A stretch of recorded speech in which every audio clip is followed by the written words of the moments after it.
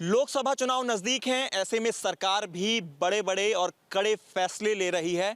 ऐसे तमाम सवालों को लेकर हम जनता के बीच में पहुंचे हैं सियासी चौक पर, गाजियाबाद के विला आनंदम सोसाइटी में। तमाम लोग यहां पर आप देख सकते हैं, महिलाएं भी मौजूद हैं, पुरुष भी मौजूद हैं और जो बुद्धिजीवी वर्ग हमारे सीनियर सिटीजन हैं वो भी यहाँ पर मौजूद हैं, जिनसे हम बात करेंगे, तमाम सवालों पर चर्चा करेंगे और जानेंगे क्या कुछ कहना है।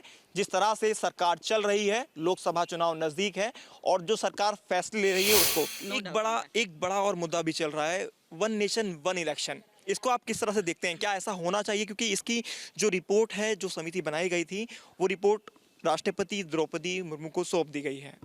देखो, ये जो फैसला उन्होंने लिया है, I am very damn sure कि बहुत सोच समझ के लिया होगा एंड डेफिनेटली ये हित के लिए ही लिया होगा। And I know what ever decision will be taken by them will be definitely beneficial to us for sure. One nation one election को आप किस तरह से देखते हैं? क्या ये सबसे बड़ा दाव माना जाए अगर ये हो जाता है? क्योंकि अभी तो रिपोर्ट सबमिट की गई है और 7 महीने इस रिपोर्ट को तैयार करने में लगे थे। मैं तो सच में ये चाहता हूँ, ये बहुत अच्छा इनका मुद्दा है और ये पूरा होना चाहिए। कई व्यापारी भाई हैं, हर 7 महीने 8 महीने विरोध कर रहा है, लेकिन इसका विपक्ष तो करेगा ना, उनको भी तो मुद्दा चाहिए।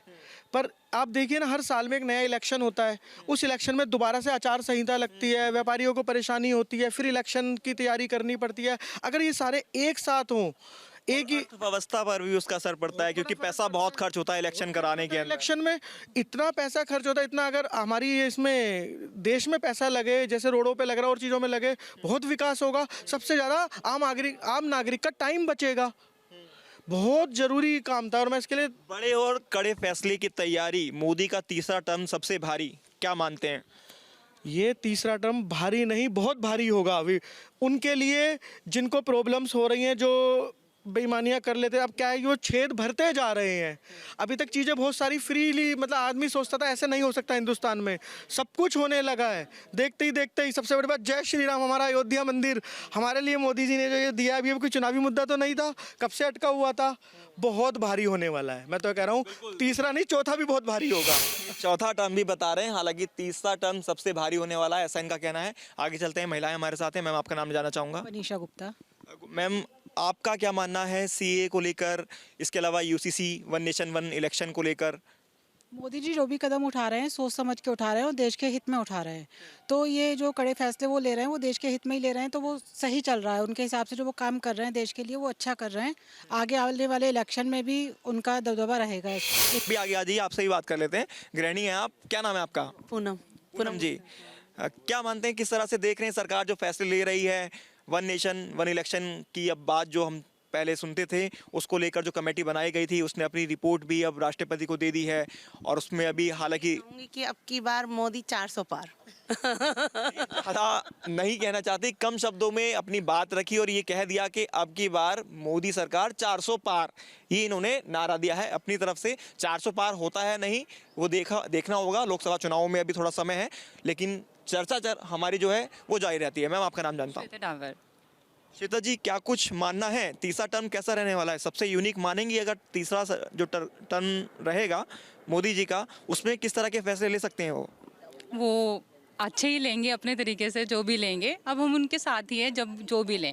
400 प्लस तो सीटें जानी ही जानी हैं और मोदी जी जीतेंगे, हम उनके साथ हैं, चाहे कोई भी रहे हो। अच्छा, जब भी मोदी जी ये कहते हैं कि 8 बजे आज मोदी जी टीवी पर आएंगे, ये भी जब भी खबर आते हैं, तो जब 8 बजे आती हैं तो कुछ ना कुछ ब्लास्ट होता है, कुछ ना कुछ नया देखने को मिलता है।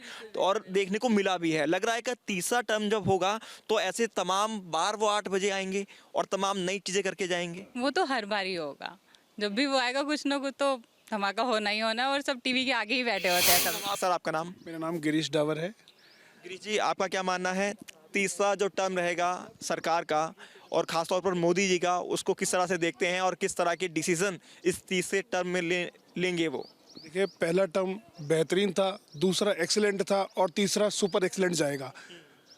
तीसरे टर्म देखो, सेकंड टर्म में उन्होंने सीए लागू कर दिया है, यूसीसी की तैयारी है, एनआरसी भी आएगा ही आएगा और ये सब देश हित के लिए हो रहा है, देश की भलाई के लिए हो रहा है। और आगे जो भी मोदी जी करेंगे देश की भलाई के लिए करेंगे। हम मोदी जी के साथ हैं, हम व्यापारी वर्ग हैं, हमें फिर भी दिक्कत होती है मगर हम फिर भी मोदी जी के साथ हैं और ये जो वन नेशन वन टैक्स की आप बात कर रहे हैं, one nation one election. One nation one election की जो आप बात कर रहे हैं, ये भी बहुत अच्छा होगा और इससे देश हित में काम किया जाएगा और इससे देश के विकास होगा और देश के काफ़ी पैसे बचेंगे। लोकसभा विधानसभा के चुनाव एक साथ होंगे, बहुत अच्छा होगा इसके अंदर। बाबूजी आपका नाम जानना चाहूँगा। रिया शर्मा, मैं सेवा एजुकेशन से रिटायर्ड हूँ दिल्ली से। दिल्ली से आप रिटायर्ड भी हैं, आपने तमाम सरकार भी देखी होंगी, इन सरकारों को भी आप देख रहे हैं। जिस तरह से मोदी सरकार का तीसरा टर्म लोग कह रहे हैं आएगा, तो लग रहा है कि बड़े और कड़े फैसले लिए जाएंगे। बिल्कुल, मोदी जो हैं बहुत ही स्ट्रॉन्ग और सेल्फ मतलब कॉन्फिडेंस के साथ स्टेप लेते हैं और कोई भी उनका स्टेप ऐसा नहीं है जो बाकी पीछे गया हो। इसलिए वो थर्ड टर्म में जो अब सरकार आएगी इसके बाद बहुत अच्छा स्टेप लेंगे और उनका सफल रहेगा स्टेप। किस तरह के फैसले आप देखने को मिल सकते हैं तीसरे टर्म में, मैं आपसे जानना चाहूँगा। क्योंकि पिछले सरकारों ने आपने देखा, तो जो तीसरा टर्म होगा क्या फैसले होने चाहिए देश हित में जो आप चाहते हैं, आम जनता चाहती है? आम जनता भी यही चाहती है कि वन नेशन वन इलेक्शन होना चाहिए। इससे बहुत देश की मतलब विकास होगा, क्योंकि जो अननेसेसरी खर्चा है वो इन इलेक्शन में चला जाता है। पूरी साल ही इलेक्शन होते रहते हैं जी, और आचार संहिता लग जाती है, इससे काम ठप हो जाते हैं।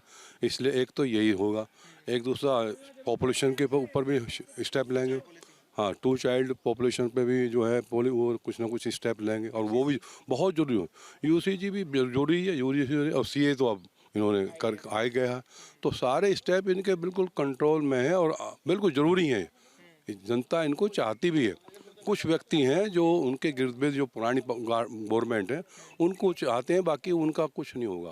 विपक्ष खत्म मान रहे हैं आप? तो लगभग ख़त्म सा ही है, जो उनके पास कुछ मुद्दे हैं ही नहीं। तो विपक्ष के पास अब जो मुद्दे हैं वो बचे ही नहीं हैं, तो ऐसे में विपक्ष खाली हाथ है।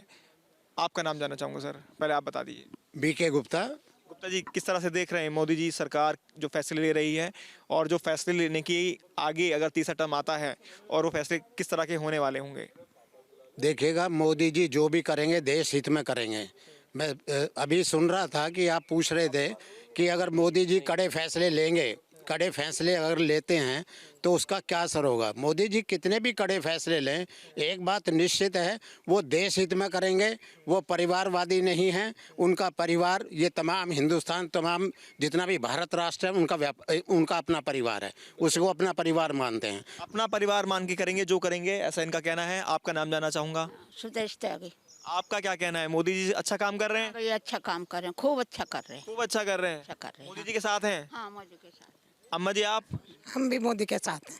हम तो पहले से ही मोदी के साथ हैं, जन्म ही मोदी के साथ हुआ। अच्छा, क्यों मोदी जी के साथ क्यों है? क्या देखते हैं अच्छा उनमें? क्या अच्छा करते हैं वो? कुछ अच्छा देखते हैं। अच्छा, हमें इससे बढ़िया नेता कोई नहीं लगा जितना मोदी लगते हैं। अच्छा, बहुत बढ़िया। सब कुछ अच्छा किया है।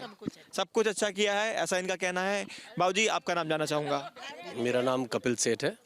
वैसे मैं यहाँ का निवासी नहीं हूँ, मैं दिल्ली से आया हुआ था अपने रिलेटिव्स के यहाँ। इलेक्शन तो सभी में, पूरे देश में है, लोकसभा चुनाव है, उसकी बात हो रही है, और मोदी जी की जो तीसरा टर्न अगर उनका आता है और वो करते हैं, तो उसमें बड़े फैसले कैसे होंगे, किस तरह के रहने वाले होंगे, क्या लगता है आपको? तीसरे टर्म में बड़े फैसले, कड़े फैसले होंगे, इसमें कोई डाउट नहीं है। और अभी तक भी उनके जो 2 टर्म रहे हैं, उन्होंने बड़े फैसले और कड़े फैसले लेकर के ही अभी तक जो अचीवमेंट्स उनकी सामने आई हैं सारी, उसके बिना आ भी नहीं सकते थे। और अगर आपको आगे बढ़ना है तो उसके लिए आपको बड़े और कड़े फैसले लेने भी पड़ते हैं। अम्मा जी, आपका नाम? सावित्री गोयल।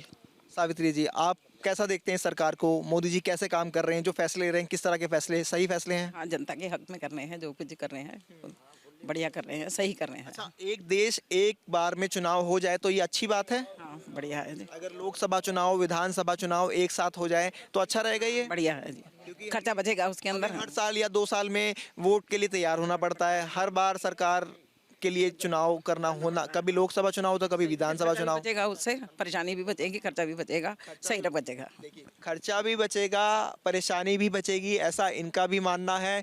तमाम लोगों से हमने सियासी चौक पर बात की, और मोदी जी का जो दाव है वो कितना असरदार होगा ये तो जब चुनावी नतीजे आएंगे लोकसभा चुनाव के तब पता चलेगा। लेकिन फिलहाल जनता साफ तौर पर ये कहती नजर आ रही है कि तीसरा टर्म भी मोदी का भारी पड़ने वाला है विपक्ष पर। वीडियो जर्नलिस्ट अमित कुमार के साथ हिमांशु शर्मा, न्यूज़ स्टेट, गाजियाबाद।